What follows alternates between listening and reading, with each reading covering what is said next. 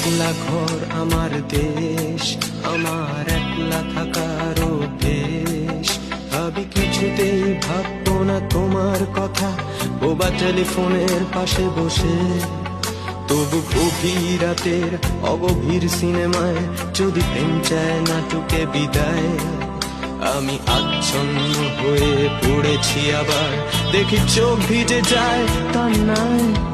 এই একলা ঘর আমার দেশ, আমার একলা থাকার অভ্যেস।